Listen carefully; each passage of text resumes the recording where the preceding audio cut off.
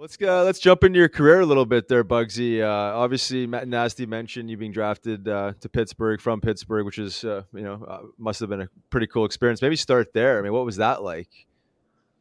That was man, I don't even know how to put that in the words because I think a lot of people don't know. After my dad got done playing, then he became a scout there in Pittsburgh, and he was the head scout drafting guys from Yager all the way up to Sid and Fleury and all these guys. Wow. Unfortunately, I always make the joke he drafted Biz and Witt as well.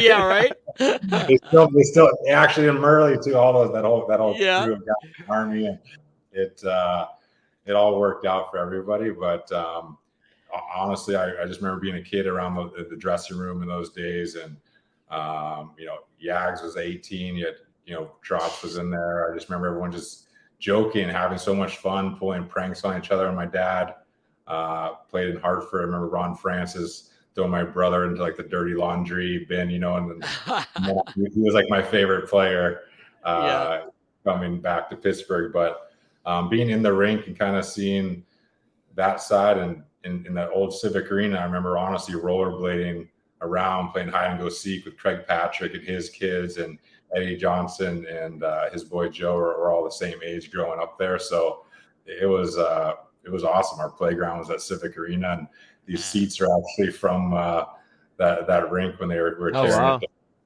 I was going to ask you that.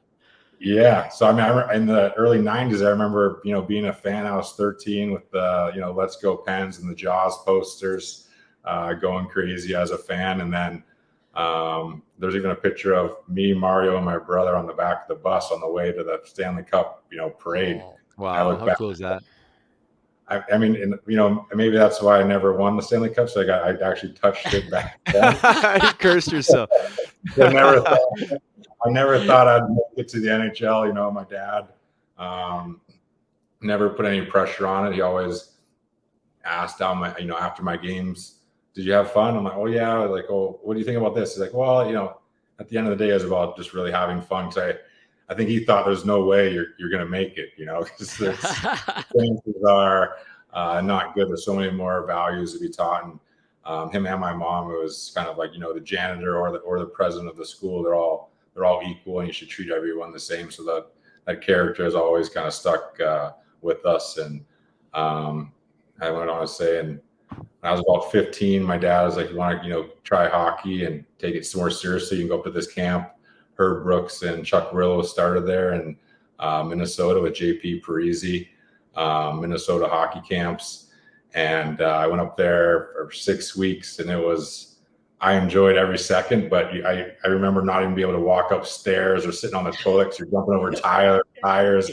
And, it was crazy, kind of more military style training. But I loved every second that I went, and really fell in love with the game. And at the end of the day, even when I was even after I got drafted, I understood that there was a lot of work to go.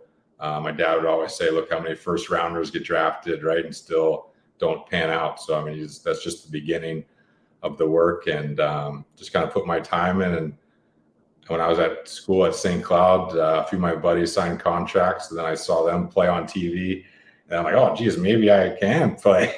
Yeah, right. And realize, oh, maybe there is a chance there. And I think the stars aligned the 1 year coming into camp. They're kind of rebuilding a little bit. And honestly, leaving school, I was like, well, either way, I'm going to play in Wilkes-Barre or Pittsburgh. And I'm like, so I get to say hockey's my job now? I just thought that was like the best thing. No matter where I fell, I just knew hockey was something I loved. And I got lucky enough to, make the team that year. And it was just a wow moment. You get to pull on the sweater for real. And being from Pittsburgh, those colors mean everything. So it was so special to put that jersey on and kind of represent the city that way. Nice. You didn't waste any time your first year. I mean, I think 22 snipes, hell of a season before the lockout year. I mean, rookie of the year. Yeah. Well, you were rookie all-star, but 2004 there. But it's pretty impressive to come into the NHL and perform like that. As you mentioned, maybe they were in a rebuild, but nonetheless, it's no impressive. coincidence that you poured in the work and had success. So props to you for that. Yeah, I I mean, know. I got a question, Bugsy, before you got there. So you're in St. Cloud State for college. This guy's got that smile Oh like yeah. Neil Little. Yes, he does. He's got that smile, and like Uppy has it too, Yeah. where you could smile at a girl and say anything you want, where I'd get smacked if I said something. This guy's got that. Look at it. Look at it. Yeah. He's got that look. The But I cheese. gotta ask you, you're going in as a freshman, dude. You must have just been cleaning up. Because I know you well enough. I just mean like, dude, the chicks must have been digging this guy. First of all, he's playing hockey, big guy, but he's just, look at the smile he's got. He's I like know, Linz. it's contagious. I've seen Linz say some of the most outrageous things, and girls just giggle. And then someone else say it, they get popped in the face. I was lucky. My dad, it's I don't even know. It's probably not even appropriate to say on air. But, It's all right. It's the hunt that'll kill you late night trying just if you want real girls, which isn't the way to go. But as a young kid, you kind of figure your own self out. But ultimately, if you still treat them with respect and open the doors and a gentleman, treat them right. That's all you can do. Yeah, that's right. That's right. I had to throw that in there because I just like, man, he's school for 4 years. Oh my god! But anyway, when you go to college, though, it's like crazy. You have co-ed dorms and showers. It's like, oh yeah, that's amazing. Why are these guys going to major, junior? You're like, right. Yeah, like Van Wilder, you stay in school. Yeah, I mean, everyone's the same age, which you don't really realize until you leave school, and then you kind of go back in that real where you're not seeing everybody your age and doing things like that. But St. Cloud was a great group of guys. Man, we just had the best time there, and it was so fun, ultimately.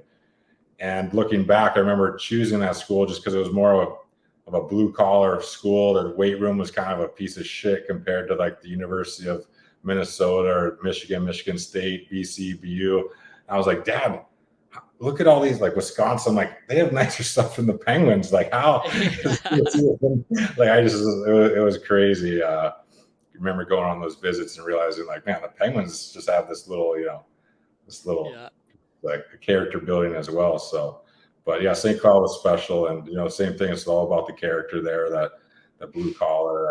I like that mentality. So it was fun to pull together with those guys. And we had 4 great years. We never got over the hurdle, but we were always nationally ranked and had a great time. So it was time to be cherished. That's for sure. Yeah, I agree with that. Wow. But like Riley said, you did jump right into the league, and I had a great year. So you end up playing there 3 years, I believe. And you got traded to Tampa. And played with a few of our buddies. Yeah. While he was there. Yeah. Well, before you moved on to Tampa, you get the opportunity to play on a line with Crosby and Rex. That's right. How was that? Yeah. It was great. I think that first year I was working the half wall, and then Mario came back, and then they stacked the team with like Paul Fee, Leclaire, and we were going for it when we got Sid. And I just remember from that Minnesota hockey camps is like, okay, you got to have a backup game. If you're a 50 goal scorer in juniors, if you want to get to the next level, you might have to be a checker, right, to be on that team. So you have to have kind of different tools in the toolbox, and that's something I always remembered from Chuck and Herbie, just teaching me to have that backup game. So my dad, and myself, like, well, where am I going to play? I better learn to fight a little bit and get in front of the net and get into those dirty areas. So it kind of just to get on the ice with those guys was great. And, to think at that level and break the game down, it was just a pleasure to be around and have that opportunity to play with them. And it was so exciting. Even playing with Mario there was a dream come true. Sure. It was crazy, and then you get to know him more as a person and a friend, and you join the Hearts game back in the day. They're like, oh, you know how to play Hearts? And like I used to play on the computer, so I'm like, oh, sure. They bring me back to the plane, and Mario knows every card like you're holding. He knows everything. paid. They're counting the cards, you know. I'm like, just paying for lessons each week. Yeah, right. All right, well, this is a different game. It's always so. It was man, just took it to a whole new level the way those guys process information and how they handle themselves. But yeah, it was awesome. And as you know, Sid, I mean, till this day, still hardest working guy. I mean, you can't have a better leader that gets it, really. And we keep talking about this character. It keeps coming up is he understands a person, even in Wilkes-Barre, that might be up and down, might be the key piece to helping them get over the hump in the playoffs, because you need everybody and everyone should be treated the same. And I think that speaks volumes to those great leaders. Stammer's another great example of that. Those guys have been around and you see their character and how they treat people. That's what it's all about.